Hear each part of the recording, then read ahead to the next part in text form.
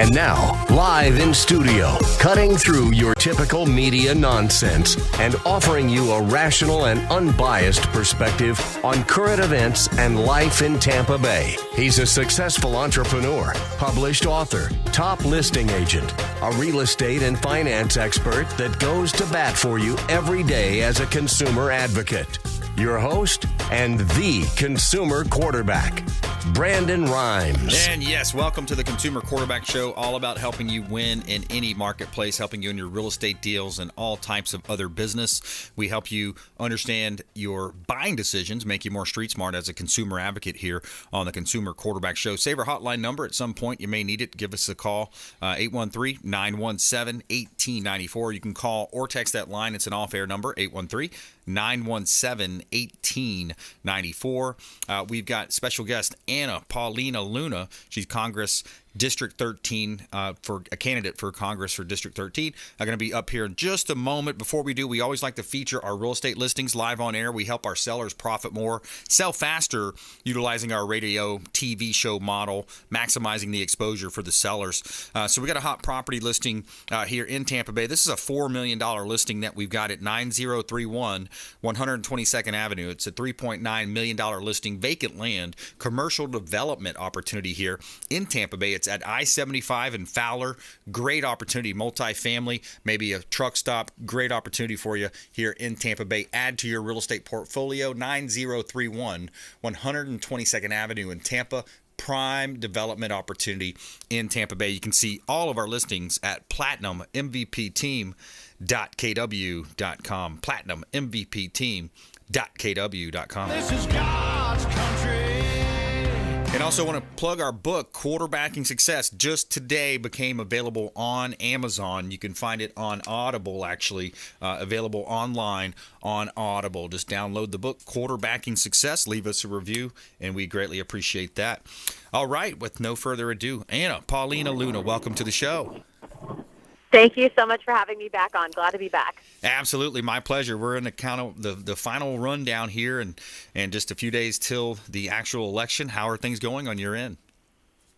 We are crushing it. I can tell you one thing that I've always had a strong emphasis on is the door knocking and the grassroots campaign. And I can tell you that our team, by the time this election is going to be over, we will have knocked and directly contacted over 50,000 voters in the area, and then also made over 60,000 phone calls. So we are doing direct voter contact every day. Wow, that's hustle right there. I love that. Yeah, one of the funny things is that I saw a recent article in, I think it was Florida Politics, and they were saying how my opponent had contacted over, like 1 million people or something. I started laughing. I was like, first of all, in the Congressional District, there's not 1 million people. But more importantly, we saw that his super PAC was running ads in San Antonio, Texas. So I don't know if they just missed the mark on, voter contact in Florida, but he's not running in Texas. So we figured we'd wait until the last minute to say anything and let him spend his money elsewhere. Yeah, that sounds like it. Oh, man. So, yeah. We see the national news and you see how everything swayed towards the left, everything from the lamestream media and a lot of that. Now, does that happen locally in a race like yours? 100%. I can tell you there's been 2 reporters that I've actually, I don't even know their political affiliation, and I really respect them for at least being just traditional news, or at least when you go in, they're not trying to hit you with the I got you questions. That's Craig Patrick and then Mitch Perry. But aside from that, as far as the print publications go, we all know that the Tampa Bay Times is far left-leaning. But I think that the bias that's been reflected in this race is so just painfully obvious at this point. To put it in perspective, I'm half Hispanic, but I'm Mexican. And so there was an article that came out, and it's funny, my consultant called me at like midnight. He goes, Anna, they're going to try, or there's an oppo piece that's going to dump. They're going to say that you're like somehow connected to Pablo Escobar. And I started laughing because, as you guys know, Pablo Escobar died in 95. I must have been about 6 years old. But more importantly, I'm not connected to Pablo Escobar. So it was like a cousin of a relative, twice removed, someone that donated to my campaign, and they try to make that connection there. So jokingly, I was like, look, I might be Hispanic, but I'm Mexican, not Colombian. Wrong cartel. Oh, wow. Yeah, and you put nothing past them these days, with the weaponization of the DOJ and what you're seeing with, the Mar-a-Lago raid and just... the raid. Yeah, unbelievable yeah, stuff. I mean, It's been painfully obvious. I can tell you that, I was honored to receive the endorsement of Ashley Moody, our Attorney General. I had a great national security panel with a former director of Homeland Security, and also two Morgan Ortegas. I had the PBA endorse us, which is the largest police union in the state of Florida, and the local media completely suppressed it and buried it. I had over 1,000 people that showed up for a rally with me and Kimberly Guilfoyle and MTG right before the primary. The local media buried it. So what you'll see is that I am the true candidate. I am projected to win. I can tell you that, they've been doing suppression polls for as long as I can remember since I've run here in Florida 13. But you also saw the same suppression polls saying that my opponents would win in Florida 13 in the primary, and then we all know that I won by 11 points. So that's kind of an old tactic. It's not working. The good news is that we will be bringing home the win. But also, too, the Tampa Bay Times, I remember when I first announced in 2018, they asked me about how I felt with or an organization like Citizens United.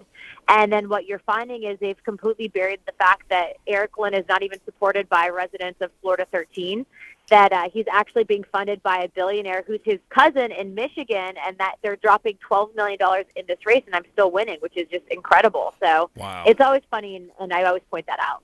Yeah, exactly. The negative ads they see, at where they use the abortion, they think it's interesting. They actually think abortion is a winning, topic for them, and it's really shouldn't be. I mean, it's ridiculous.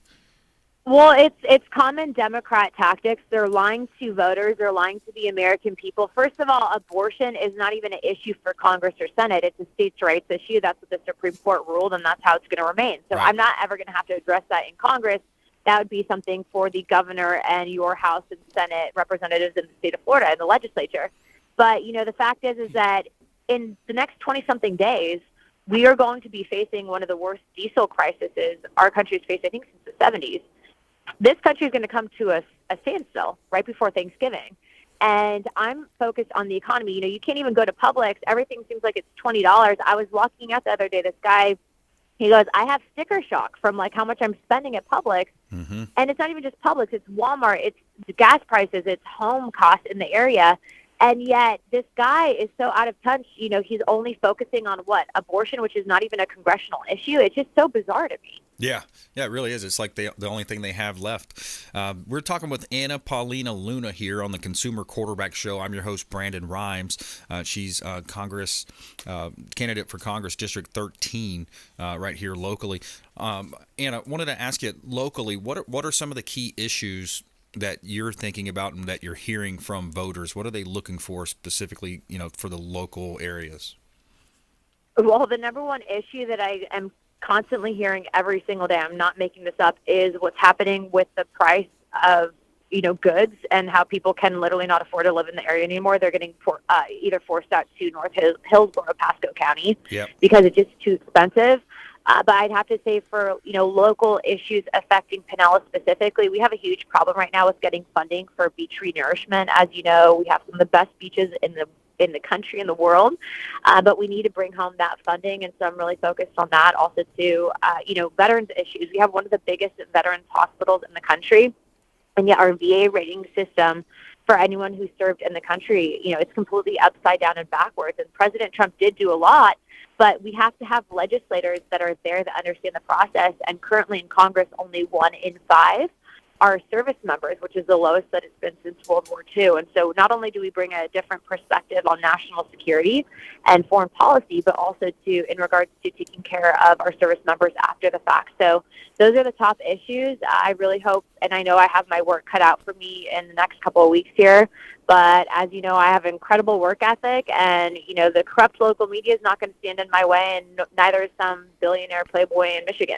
Yeah, exactly. I like that. And then also something to think about is you look at the amount of money that we printed over the last, and this plays right into the inflation issue that your voters are talking to you about, the affordability. But talk about a little about, what can we do? I think once we change Congress, we are able to pull funding on some of the, for example, the 87,000 IRS agents. What's the plan to try to pull back and fight back against this once we do flip the House and hopefully the Senate? Well, we are going to be absolutely defunding those positions within the IRS. It's something that Leader McCarthy has actually mentioned, especially with the new contract with America.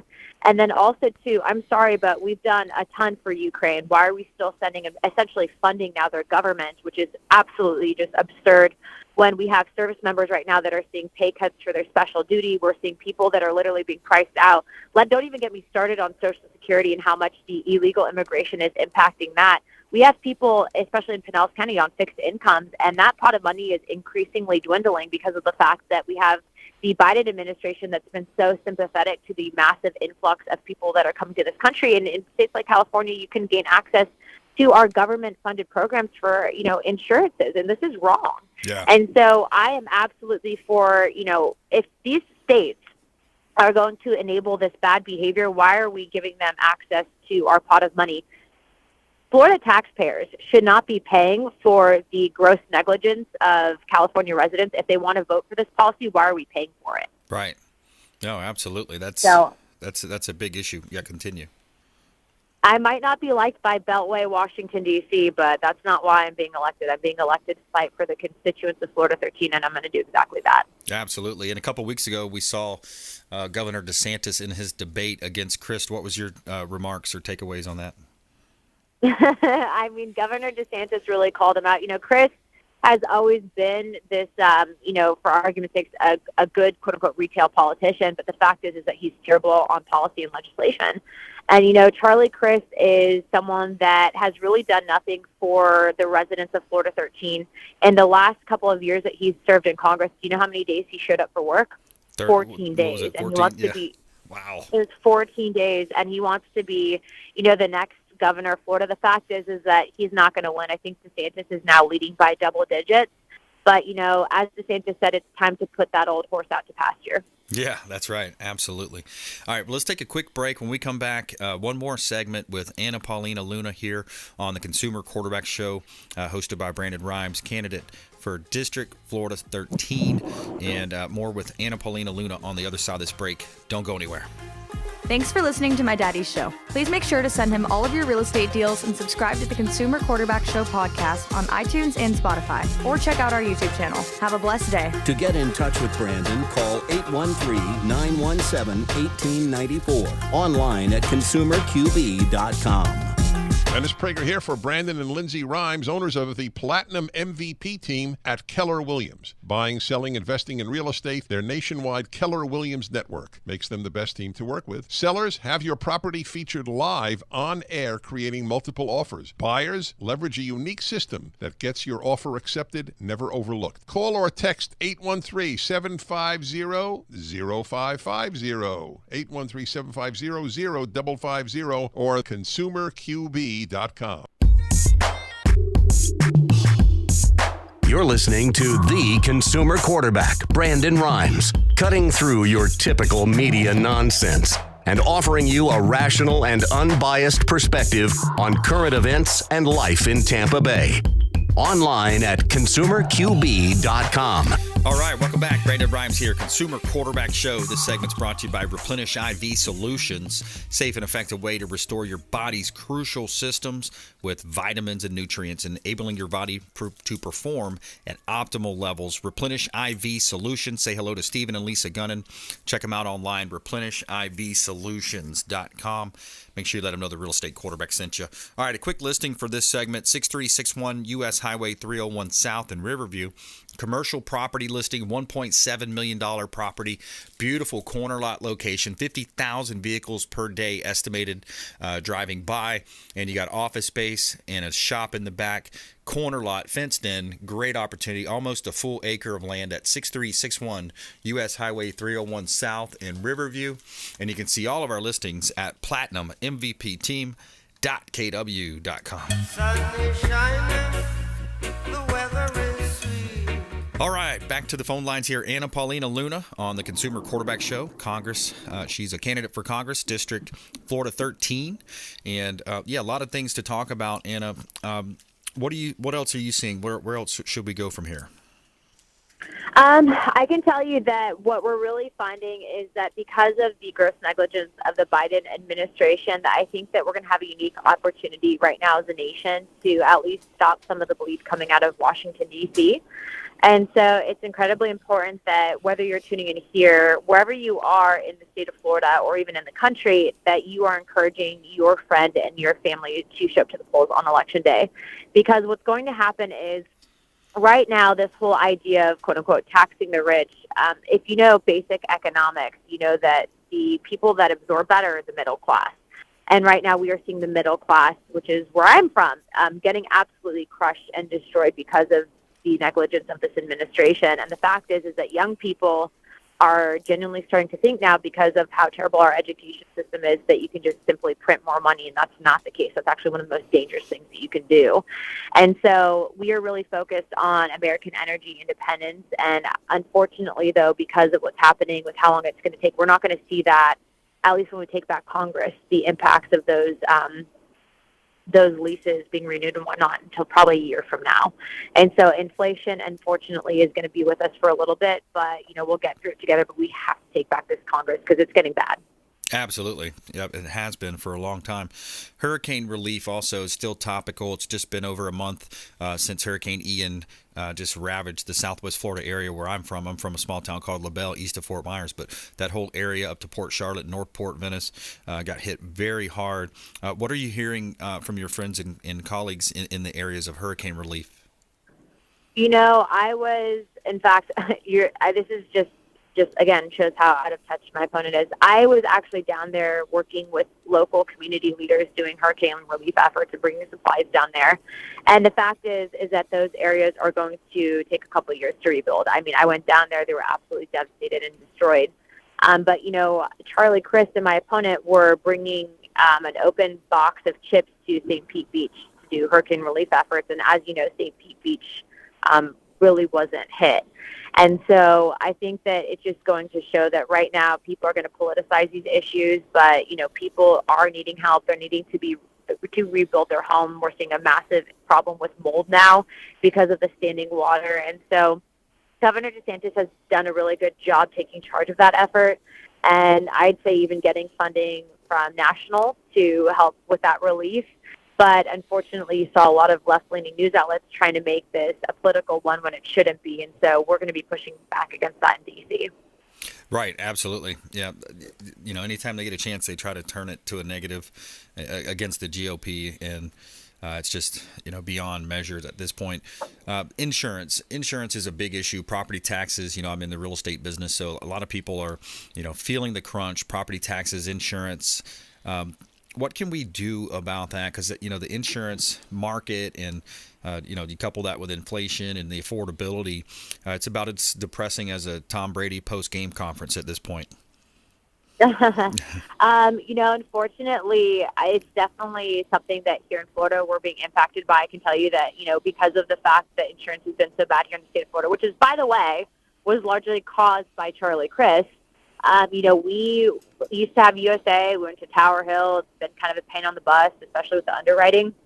But with everything that we're doing now at the federal level, anytime that you cut through the red tape and that you enable a competitive market, it can drop the prices and actually create better insurance policies. And so that's something that I hope to bring on a specialist for in D.C., especially in regards to sponsoring legislation.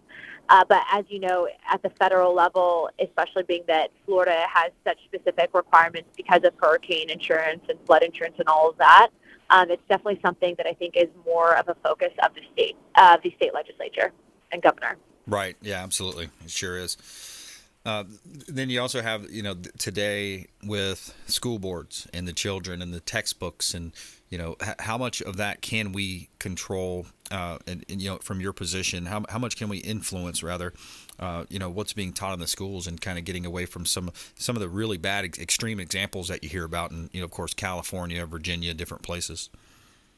Well, right now, Governor DeSantis has been really leading the nation in parental rights. As you know, he passed the parental rights bill, which said nothing about being gay, just said that you can't talk to kids under the age of third grade about sexual things without their parents being present, which is pretty common sense and really weird if you're doing that anyways. Right. So I hope to co-sponsor co-sponsor a parental rights bill nationally, really modeling after Governor DeSantis' bill, but in an effort to give parents in places like California or Seattle, Washington, or these even Brooklyn, New York, these very blue areas, the same rights that we have here in the state of Florida.